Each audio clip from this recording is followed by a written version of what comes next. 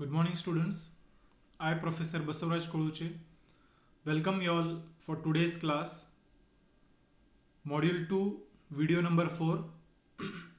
In previous class, we saw few agreements which are opposed to public policy. Today, we will see another 5 agreements which are opposed to public policy, and rest the other agreements we shall see in tomorrow's class. So, as we discussed, those agreements which are against the public law or public policies or public practices are treated as agreements opposed to public policy.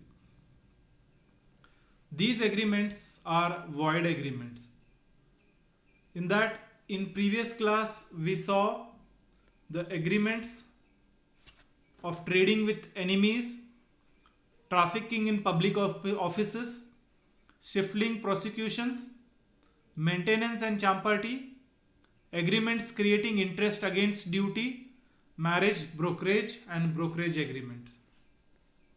In today's class, we shall see likewise 5 agreements which are opposed to public policy. In that, number 1, agreement in restraint of marriage. This agreement says that an agreement which prevents a person from marrying is a void agreement. Marriage is a personal right of every individual. If a person is major means above 18 years, he or she is having a right to marry. And if a person is minor, then he don't have such. As per Indian law, a girl should have attained minimum 18 years and a boy of 21 years can marry. So any agreement restricting from or stopping or any agreement which prevents a person from marrying is a void agreement. This rule does not apply to any minor. The law regards marriage and married status as the right of individual.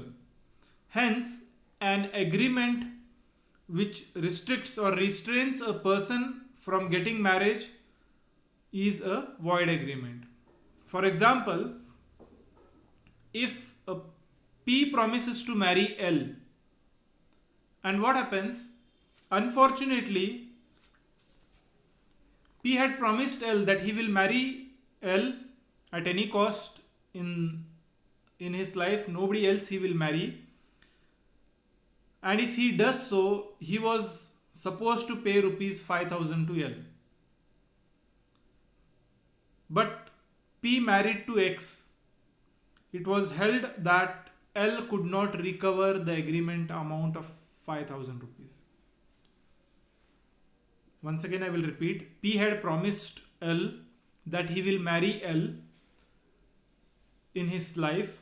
If he fails to marry L, he was supposed to give 5,000 to L. Unfortunately, P married X and L claimed for reward of 5,000 rupees, but L could not recover because it was P's personal right to marriage.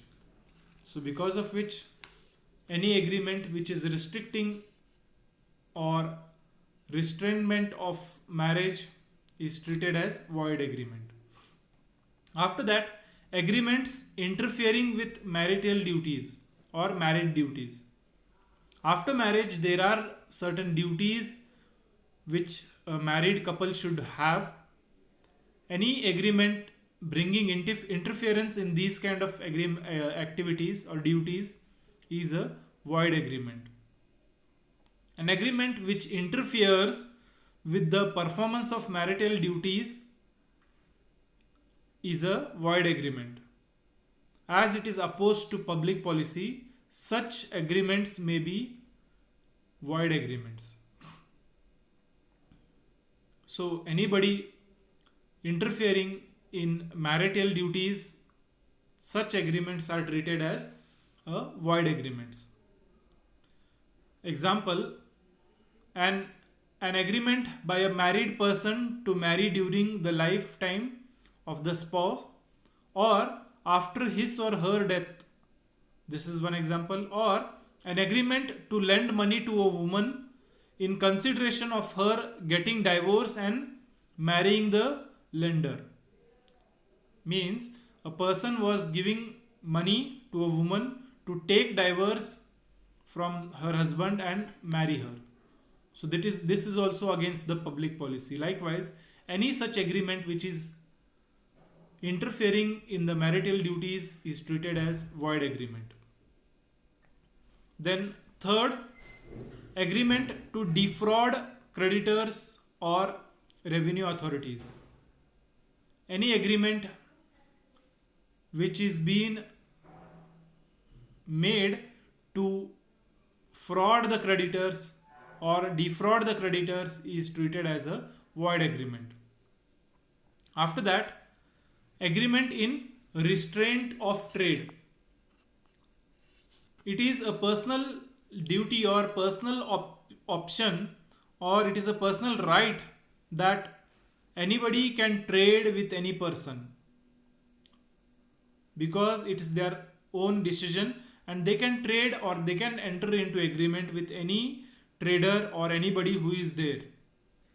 But any agreement which is restricting such kind of trade, these agreements are treated as a void agreements.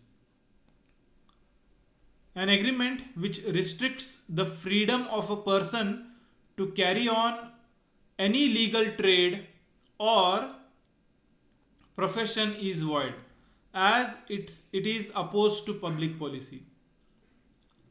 So anybody who is opposing or restraint from trading is treated as void agreements. So in today's class we have seen 5 agreements which are opposed to public policy. Number 1, agreements in restraint of marriage, agreements interfering with marital duties, agreements to defraud creditors, agreement in restraint of trade. With this we shall stop here. If you have any doubts, any questions, any queries, you all can feel free to contact me at any point of time. I will be happy to help you all. Thank you. Good day.